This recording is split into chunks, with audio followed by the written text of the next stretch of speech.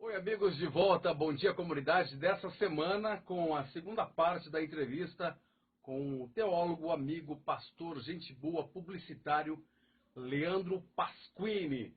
A primeira parte que você assistiu do programa, ele contando a historicidade da igreja ali, muito interessante e deveras bacana. Para começar muito bem o programa, eu quero que você veja um vídeo espetacular, uma iguana fugindo das cobras. Isso remete à sua e à minha vida. Como a gente tem que se desvencilhar das dificuldades da vida. Confere o vídeo que você vai gostar.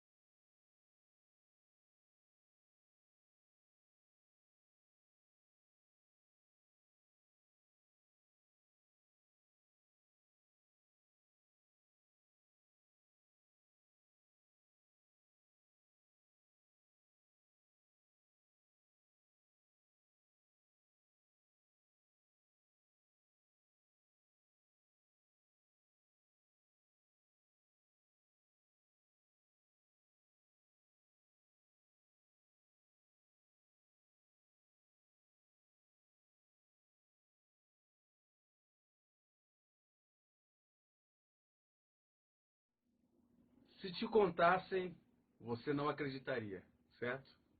Realmente é impressionante. Os caminhos, a forma, a agilidade, a destreza e o foco desse lagarto, dessa iguana, para fugir de um ninho de cobras. Muitas vezes na sua e na minha vida é assim. Nós precisamos nos desvencilhar, focar e muitas vezes correr.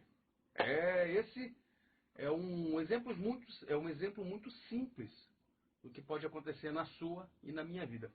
Eu quero abordar com você rapidamente, antes de nós assistirmos a segunda parte da entrevista do Leandro, eu quero falar para você sobre a prisão do garotinho e a prisão do Cabral. Como diz uma piada que eu ouvi, que eu li, desde quando se rouba no Rio de Janeiro? Desde garotinho? Não, desde o Cabral. É tolo, né? Mas é a realidade. Dois ex-governadores, ó, na cadeia. Brasil, quem te viu, quem te vê. De quebra, nós tivemos aí o Lula pedindo a prisão do Sérgio Moro. O Brasil é o único lugar do mundo que a linguiça morde o cachorro. É. Mas o Lula pediu a prisão do Sérgio Moro. Só que é o Sérgio Moro que vai prender o Lula. Vai demorar um pouquinho, mas vai acontecer. E a esquerdalha, ó, os esquerdoloides, ó, tudo muito louco, tudo nervoso, tudo... Ai, é como... Não, vai ser preso. E os senhores que ainda continuam fazendo arruaças pelas escolas, pelas faculdades, pelos prédios públicos, a hora dos senhores estão contados. Ou os senhores acordam para o mundo, para a vida, ou vocês vão viver nessa ciranda louca aí de vocês.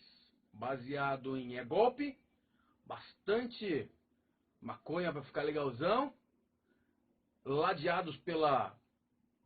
Não chega nessas feministas aí, esse povo aí muito doido e alternativo, que se você juntar, como diz a Madeleine Elástico, se você juntar não sabe montar um gaveteiro, e é pura verdade. Também eu quero falar com você aqui, falei do Lula querendo prender o Sérgio Moro, falei aqui dos ex-governadores presos, falei da questão das invasões. Nós tivemos uma invasão essa semana que foi ridícula. Um grupo que se denomina Os Patriotas invadiram a Câmara de Deputados para fazer arruaça. Gente, por favor, gente.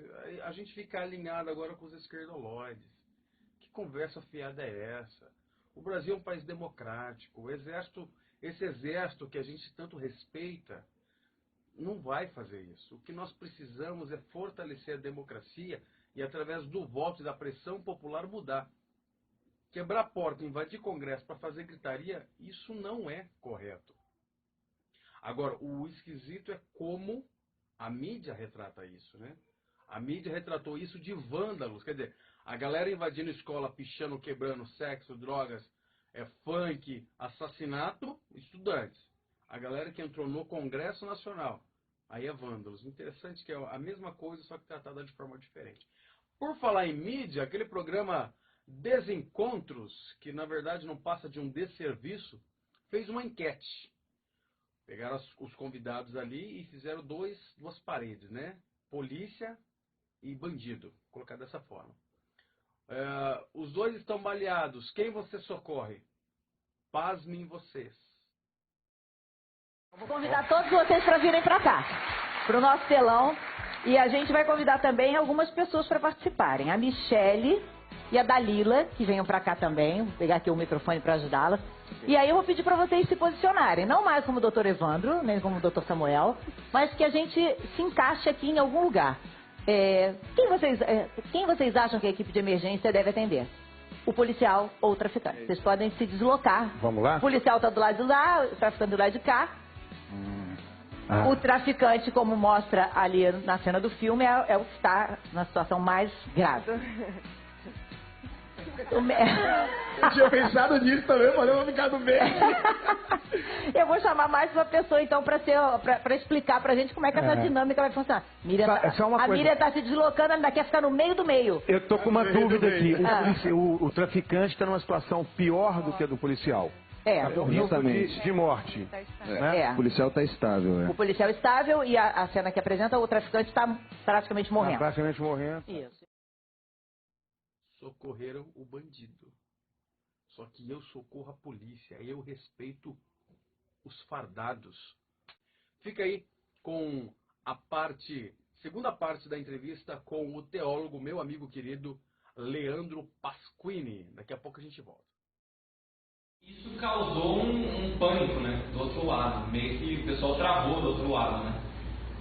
E aí a história continua, mas ela tem uma vertente diferente nisso que a gente chama de Idade das Trevas, porque quase que nenhuma teologia foi construída, a não ser na época do escolasticismo. Nós estamos falando aí a partir do século XI. Então olha o salto que eu estou dando, do século VI ao século XI, século XII, não tem construção de teologia. O que existe é uma construção de dogmas que vão ser exercidos, troca de poderes. No século VI surge o islamismo, mas que de significativo, teologicamente falando, não foi construído absolutamente nada. Aí, nós chegamos aí, final aí do século XIII, nós começamos a ter alguns homens que começam a ter acesso às escrituras, que antes isso estava na mão da igreja e na mão de quem estava nos mosteiros, tá? Por exemplo, os franciscanos. Eu estou falando dessa época aí. Quando foi, boa você ter tocado, quando foi que a Bíblia saiu da mão do povo? Eu posso fazer várias interpretações. Nos 3 primeiros séculos, o povo ele se esmerava para ler as escrituras, mas elas podiam ser lidas nas línguas originais. Então nós tínhamos ali tanto o Antigo Testamento em hebraico quanto o Novo Testamento em grego. Nós tínhamos também a Septuaginta, que é a tradução do Antigo Testamento para o grego. Então a cultura romana, que era uma cultura que vinha da cultura grega, ela tinha acesso à Bíblia pelos escritos em grego, muitas vezes. E aqueles que estudavam mais liam a Bíblia em hebraico. Quando a Bíblia foi traduzida para o latim, que é a famosa Vulgata, ela se torna a Bíblia oficial da Igreja Imperial. Naquela época era conhecida como Igreja Imperial Romana. Sim. E aí teve uma questão interessante, que existia sempre uma discussão de que livros devem entrar na Bíblia, o que nós chamamos de cânon. O Novo Testamento, ele foi fechado com os livros que nós conhecemos, os 27 livros que nós conhecemos. Houve determinadas discussões nesses 3 primeiros séculos. Esse livro, não, esse livro ele contesta tal e tal coisa, né? Então ele não pode ser um livro que nós vamos considerar canônico, né? Vários livros entraram nessa discussão ou não. Pastor de Hermas, Didaquê, e uma série de outros livros. Mas isso foi fechado por um homem chamado Atanásio no 4º século, o Antigo Testamento, o Novo Testamento. O Antigo Testamento, embora ele tivesse fechado para os judeus, havia uma discussão de determinados livros que hoje são conhecidos como livros apócrifos. E tem uma outra questão, né? Apócrifos ou... eles não são canônicos. Vai ter outro nome que pode usar para ele. Talvez eu esteja esquecendo. Não, é possível. Mas tem um outro nome. O que aconteceu foi que não eram apenas 7, como tem hoje em algumas Bíblias, eram mais. Mas entrou-se numa discussão para ver quais desses livros iriam entrar ou não. Porque eles iam contra determinadas questões que outros livros falavam que não pode ser assim. Então, foi feita uma seleção. Há uma discussão aí de quem fez essa seleção, se foi Jerônimo sozinho, Jerônimo ouviu Agostinho ou não, mas para a Vulgata Latina houve uma inserção de 7 livros. Por que Vulgata? Essa expressão Vulgata vem essa raiz etimológica de vulgar ou não tem nada a ver? Não. Tem uma outra raiz que eu agora não estou me lembrando. Mas o fato é que esses livros entraram e eles causaram uma certa animosidade com aqueles que não concordavam com o cânon que já tinha sido fechado do Antigo Testamento. Então esses livros que entraram, como Judite, como Tobias, como 1º e 2º Macabeus e assim por diante, Sabedoria, Eclesiástico, esses livros entraram contra a vontade de pessoas que não criam nesses livros como sendo Bíblia. Não percebo o de raciocínio, mas eu tenho que te perguntar, na sua opinião, esses livros atrapalham ou ajudam? Esses livros eles atrapalham. Eles servem como pesquisa histórica, mas eles atrapalham. Eu vou dar um exemplo.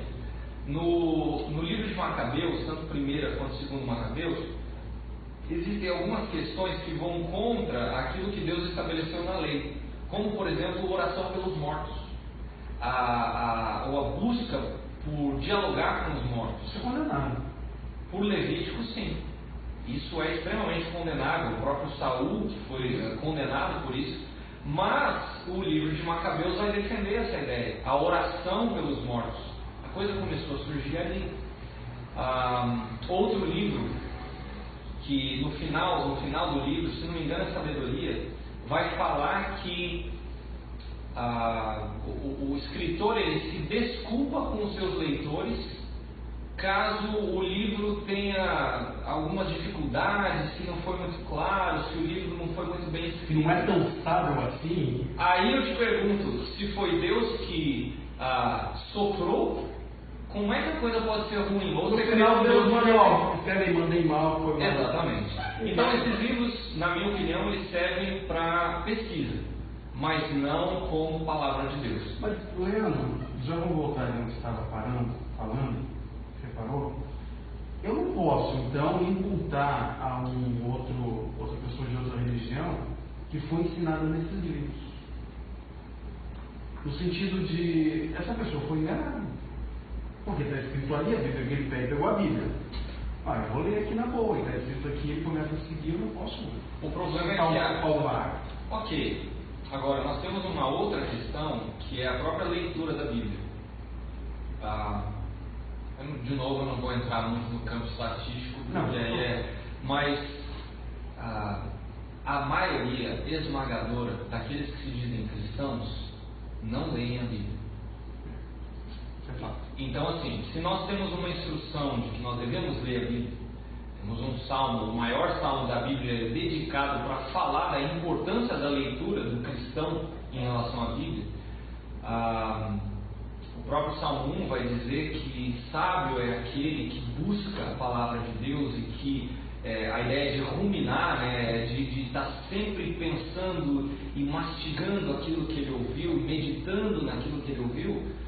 Se o cristão não faz isso, o que acontece? Ele compra tudo aquilo que ele ouve. Então, você que está nos ouvindo, aquilo que nós falamos no que diz respeito à Bíblia, a sua obrigação como cristão deve ser checar tudo aquilo que a gente está falando. Exatamente. Assim como nós devemos fazer isso hoje com discussões que surgem na internet, muita gente já pega uma matéria, nem lê a matéria, já compartilha. Isso é verdade. Exatamente. Ou às vezes pega de um tal do sensacionalista e compartilha, e aí aquilo lá vira uma bagunça, enfim. Eu fazer uma piada e acaba vendo notícia. Exatamente. Isso acontece também com a Bíblia, com a história. Então, o que aconteceu foi que essa Bíblia, a Vulgata, ela foi tomada como a Bíblia Sagrada. E aí esses livros, que têm uma teologia em determinados pontos distorcida, promoveram determinadas heresias, exatamente, e a coisa foi tomada como verdade. Por exemplo, a doutrina do purgatório. Ela surge nessa época, entre o século V e o século VI, ela surge nessa época. E ela não tem base. Ela não tem base bíblica, não tem. Ela nunca foi defendida por Jesus, pelos apóstolos. No Antigo Testamento não tem base bíblica para isso. Mas ela foi tida como verdade, e como a figura do Papa naquela época era uma figura já de uma proeminência, já no século VI, aquilo que ele falava era verdade, e as pessoas não liam a Bíblia porque elas não sabiam latim. O que aconteceu? A coisa foi aumentando, o poder papal foi aumentando, então o que ele fala muitas vezes está acima do que a própria palavra de Deus diz. Ainda hoje. Ainda hoje. Com todo Para respeito, muitas pessoas. E tem muito católico que assiste o Bom Dia Comunidade, com todo respeito a vocês, é verdade. Sim. Às vezes eu vejo algumas matérias do Vaticano, e eu sou curioso, né, no que se publica lá, o Papa tal, e eu vou pesquisar, aí eu pesquiso um, pesquiso outro, e realmente é aquilo lá. Mas gente, mas isso aqui é uma heresia. Mas não foi bem assim. Aí eu vou discutir com alguns amigos. Mas eu não quis dizer exatamente. Você é muito. Aí falam pra mim, você é muito radical. Isso é um problema. Eu sou radical? Está escritual, o cara lê bem, eu sou radical? Assim, não é uma coisa simples de nós minimizarmos, porque nós estamos falando de séculos de história. Então, se você tiver o cuidado de estudar a história da igreja, você vai perceber como que essas coisas aconteceram. E assim como qualquer outro ser humano, o Papa é uma pessoa falível. Tá? E o que aconteceu foi que em determinados momentos, o Papa ele trocou determinados princípios para ganhar poder. Isso só foi aumentando. Inclusive, ele nomeou imperadores, por exemplo, mas ele nomeou mostrando para o imperador que ele estava acima. E o imperador aceitou, porque o imperador ganhou terras. Então isso para ele era o suficiente, mas o Papa que estava por cima. Então a palavra do Papa foi, com o passar dos anos, se tornando cada vez mais a palavra de Deus e não a própria Bíblia. Você que é um estudioso do cristianismo, se não tiver de memória não tem problema, mas você lembra de algum Papa que quis romper com isso? Nós vamos chegar, não no Papa, mas nós vamos chegar no século XVI. Antes disso, houve pessoas que tiveram acesso às Escrituras, começaram a ler, e eu gosto de dizer que elas prepararam um terreno. Homens como, por exemplo, John Huss, John Wycliffe, um homem que é pouco conhecido chamado Pedro Valens, e a comunidade dos valdenses. Ele começou a preparar o caminho para um homem que nós conhecemos como Martinho Lutero, que estava estudando para ser papa. John Huss é o Ganso, né?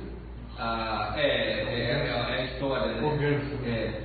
E aí o que aconteceu foi que Lutero, ele pegou o que já estava sendo produzido por esses homens, quando ele percebeu que a a justificação, o ato do pecador se tornar justo diante de Deus, acontece pela fé, não pelas obras. Quando Lutero entendeu isso, quando lendo Romanos e ele percebendo isso, aquilo foi um choque para ele, ele começou a pesquisar aquilo que tinha sido desenvolvido por esses homens e ele elaborou 95 teses que foram contra as heresias que estavam sendo propostas pela Igreja Católica no momento. Lutero era um homem eminente. Podemos dizer que sim. Respeitado, porque ele causou uma Sim, ele estudou muito. Se vai hoje, 95 teses, vão lá e coloca na porta da igreja, o pessoal acha que não é. Quem é Douglas? Nós temos que entender que naquela época muita coisa também era diferente. Por exemplo, a imprensa tinha acabado de ser inventada, né?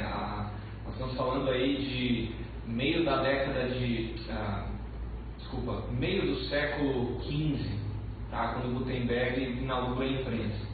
Então os meios de comunicação ainda eram restritos. O que aconteceu? O Gutenberg ficou muito triste, né? Porque ninguém foi cobrir o evento. Naquela época era complicado, né? Mas ele não vai dar certo, negócio. Mas Lutero, ele foi... Eu não acho que ele estava ligando para a repercussão. Eu acho que eu creio que Lutero estava se importando com aquilo que Deus pensava dele. Ele entendeu a verdade de que a fé ela é dada por Deus e de que é através dela, pela graça, que nós somos salvos. Não é por obras. Ele deu aquilo que Paulo escreveu em Efésios capítulo 2, versículos 8 e 9, e ele entendeu aquilo. Aquilo ficou claro. Então ele não estava ligando para se aquilo ia dar uma repercussão, não. O que aconteceu é que os olhos de muitas pessoas foram abertos naquele momento. Principalmente porque as pessoas começaram a ter a possibilidade de ler a Bíblia na sua própria língua. Então isso favoreceu. Lutero começou a ensinar. A missa ela era pregada em latim.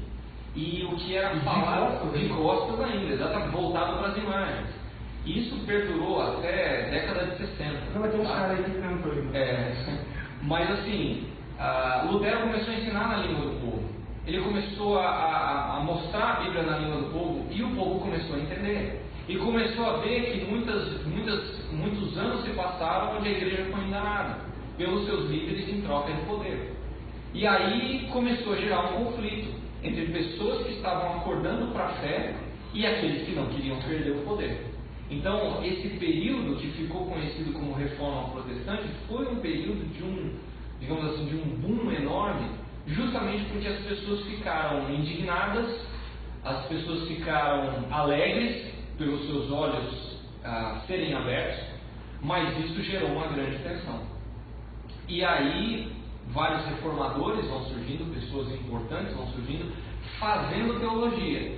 Lembra da ideia de teologia? Quando tem uma heresia, surgem pessoas que vão se contrapor às heresias e criar boa teologia. E foi aí que a teologia começou a se desenvolver. Eles pegaram uma teologia, digamos que parou lá em Agostinho, vamos colocar assim, pegaram essa teologia e continuaram, que ela parou durante 800, 900 anos, tá? Esse vácuo aí. E aí a coisa começou a se desenvolver. Mas você imagina 800 anos de heresia? É difícil para muita gente acreditar nisso. Mas quando se estuda a história da igreja, isso fica extremamente nítido. O professor concorda que a igreja, que Deus, ele tem uma responsabilidade de reformar a sua igreja? Eu olhando, minha visão, pode me corrigir. Eu olhando, eu percebo que Deus está sempre reformando a igreja. Está sempre tendo um processo de melhoramento. Ok. Toda vez que essa igreja se torna muito mais louca, porque Deus vai lá e causa alguma coisa. Nós temos... Ainda hoje, eu percebo que... Nós temos, porque o que aconteceu? O movimento evangélico no Brasil cresceu muito, mas cresceu muito de forma errada. Não reflete essa questão numeral, o quantitativo não está refletindo no qualitativo. existe uma pesquisa que o IBGE fez em 2015 que vai apontar que no Brasil o movimento evangélico já passou dos 30% da população brasileira. Agora, sendo um cristão, eu creio que o verdadeiro cristão, ele transforma o ambiente onde ele está. Se nós tivéssemos 30%, vamos colocar aí 1/3 da população de cristãos de verdade, o nosso país não ia ser conhecido como o país da impunidade, o país do jeitinho brasileiro. O presidente da Câmara de Deputados não se denominaria... Exatamente. Então, assim, é muito difícil falar que o Brasil hoje está arrumando para ser um país evangélico cristão. Eu gostaria que não fosse. Eu ia assim, seguramente dizer que o Brasil tem menos de 10% para menos de 5% de cristãos verdadeiros. São aqueles 15%. Do Império Romano, exatamente. Se baixasse uma perseguição hoje, eu creio que iria sobrar aí dos seus 3 a 5% de cristãos. E olha que eu acho que eu estou sendo otimista. Não, e você é muito ruim, né? A gente constatar isso. Né? Eu acho que pela minha vida cristã, em geral, eu realmente estou. Mas eu digo o seguinte, 30% de evangélicos no Brasil, e eu já tive boas discussões com outros entrevistados, excelentes entrevistas, quando eu dizia a eles, né, aumentou o número de evangélicos, né, cristãos evangélicos, só que isso não se refletiu. Essa é uma pergunta, é uma colocação que eu vou fazer agora na terceira parte da entrevista com o Leandro. Aumentou-se o número de cristãos evangélicos, mas não melhorou. Por que será? Mas isso é para a semana que vem. Se tudo der certo, você terá convidados fantásticos nos próximos Bom Dia Comunidade. Gente de prima, aliás, sempre foram gente de prima, desde a época da rádio e agora aqui, sempre trazendo convidados de envergadura nacional aqui para você. Então aguarde aí, que o Senhor te abençoe e te guarde. Obrigado por você assistir, que o Senhor cuide de você, cuide da sua casa, da sua família, por onde você andar. Fique firme, focado em Cristo, porque de coisa ruim já basta o mundo, seja você uma coisa boa. Beijo, Deus te abençoe.